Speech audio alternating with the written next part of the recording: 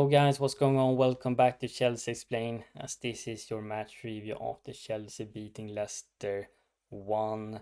It was a narrow victory, it wasn't the prettiest performance, but I take any 3 points right now. And it helped us reclaiming top 4 position. I think we are like 2-3 points behind Forest, and we have a few points ahead of City.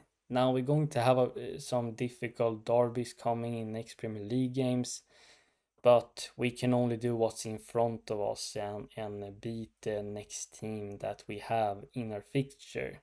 So we're taking it game by game. Now I don't really think this performance is good enough to maybe beat Arsenal, who we have in our next fixture in Premier League. Arsenal isn't in their best form either. They have plethora of players out injured. They're struggling also to score goals. But maybe at the same time, Arsenal plays with a high line, and I think when we can be allowed to have space and have counter opportunities, we will look more dangerous. But Leicester decided to switch to a back five that Maresca explained they weren't prepared for, and he had to change all his plans ahead of the game, and they had to do something differently.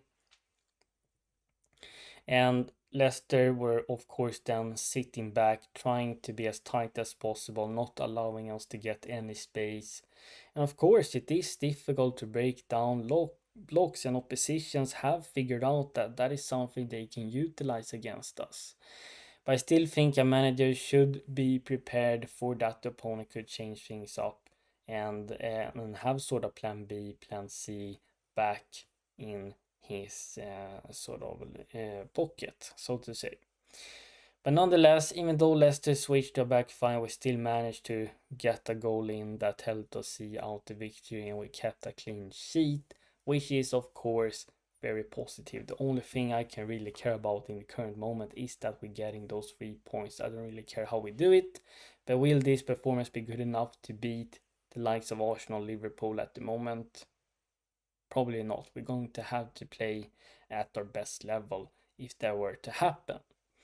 So Maresca explained, when Leicester City switched to back five, that meant that we had to have another player joining the attack, so we could be 6 players against their 5 defenders, and we did so by having Cucurella overlapping and underlapping. I really like this tactical flexibility from Maresca from time to time, that he can make those sort of tweaks.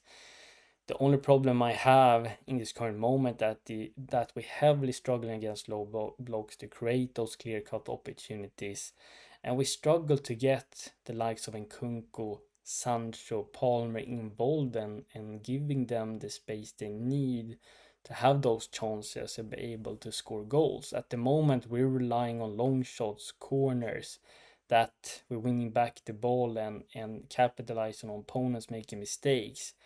We sort of rely on penalties, free kicks. So we definitely know for sure, and as I'm explaining in my match preview, we have to improve the attacking patterns and how we want to break down low blocks. Now, we had Sanchez starting in goal, and in the back line with Fofana being back in the 11. He got 70 minutes, fantastic seeing him back. Honestly, he looked very sharp. It didn't look like he had been out injured for a few months. Reece James didn't feature. He wasn't part of the squad because he was apparently ill. And in the back line, together with we had Colwill, Tosin, and Cucurella together with Fofana. In the pivot, we have Caicedo with Enzo Fernandez, who could also drop down in a pivot, but he could also join in the half spaces and provide being another body in the final third, because we needed 6 players against the 5 defenders. And in the front 4, we had Cole Palmer, Jadon Sancho, Nkunku, and Pedro Neto up front. And of course, we will also struggle to create chances when we don't have Jackson up front, even though he is not that clinical, as we all know. He still has that movement that free up space for Palmer and our other attackers, and we heavily missed that. We're missing a number 9. So We continue this game, the spamming crosses that doesn't lead to anything. As I touched upon, we don't really create those clear-cut chances for Palmer and Kunku to score on singles for Jadon Sancho and Pedro Neto, etc. Maybe in the summer we need to look at profiles that Maresca needs, that he needs for his attack to work better and have more fluidity. But it's still Maresca that giving the players instruction to put in those crosses, but they barely lead to anything. So I still don't understand, like I do every single game, why we continue to cross and cross and cross. That doesn't lead to anything. In the first half, we controlled possession as usually. We created a few half chances. There were some moments where you could have argued we should perhaps have 1-2 more penalties. And then we finally got actually a penalty where Jadon Sancho was fouled inside the box. But Palmer missed, unfortunate, his first penalty ever, and you could clearly see now he's totally out of form.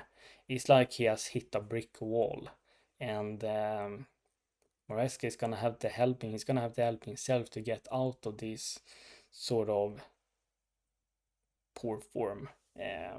But I'm sure he will be back sooner rather than later. I feel like every player is allowed to have this type of form. It's normal. You can't be consistent every single game for 15 years. That's simply not realistic. It feels like Palmer is trying to do everything by himself. Maybe it feels like he has to create something, he's forcing things, and then everything goes completely wrong. And he has been unlucky as well. But it's good we have other players stepping up now when he's not in form, and we have the likes of Enzo Fernandez, Cucurella, Neto, etc. that providing with goals and assists. And then in the second half, after like 50 minutes, or 15-20 minutes, we had the breakthrough where Enzo Fernandez made a square pass to Cucurella, who turned suddenly into Marcos Alonso and put some real power on that shot. A low-driven shot that hit the bottom corner, and Leicester goalkeeper couldn't do anything about it.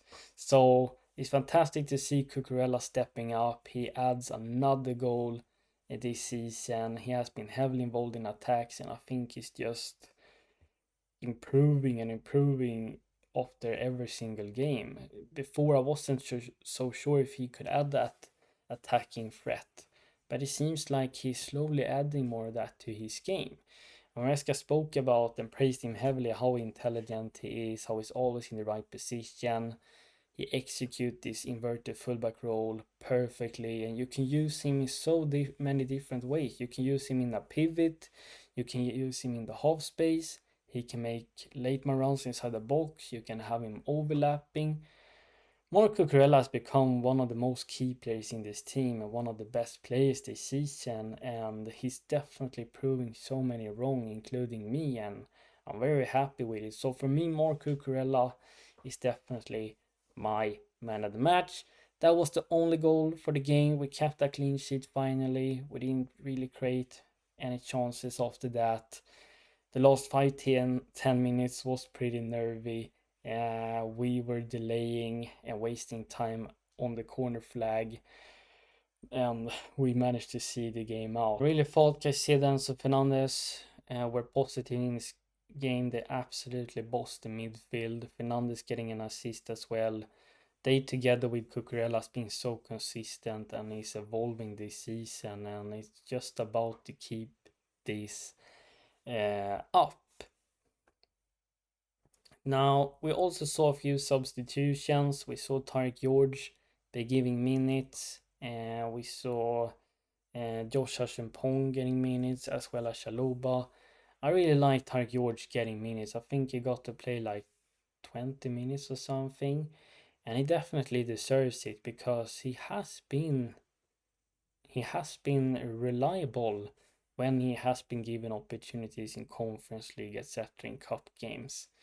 And I can't wait to see more of him. Josh getting a few minutes towards the end, not enough to really see what he was all about. Chalobah put in a decent shift when he was subbed in as well.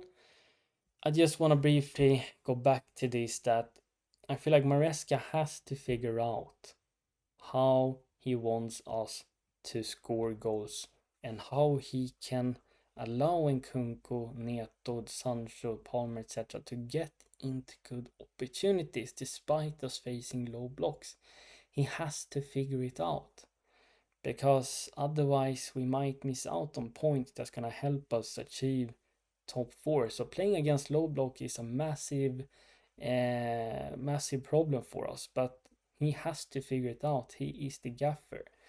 And I also wonder, or like, I understand Nkunku, Palmer, etc. is getting criticism right now, but I'm wondering, like, what if they were utilized in a different system? What if they were utilized, let's say, under a different manager? Would we see another type of Palmer, Nkunku, Sancho, etc.? What if we actually had a proper number 9 up front that is physical, dominant in the air, can hold up the ball and occupy a few defenders? I think that will add better balance in the attack. So that's something I'm thinking about. So this is it for the match review. There isn't really more to analyze. Leicester is a team that's definitely gonna go down unless they change manager. I think they have lost 12 out of the last 13 Premier League games. Crazy that Van Nistelrooy is still in charge. But yeah, I'm taking the 3 points. And despite us seeing a poor performance, the most important thing is we're getting those victories right now. So this is it for the video. Let me know your thoughts in the comments down below. If you're brand new here, make sure to like this video, subscribe to my page, hit that notification bell so you never miss when the content drops. CFCexplained is out. Bye.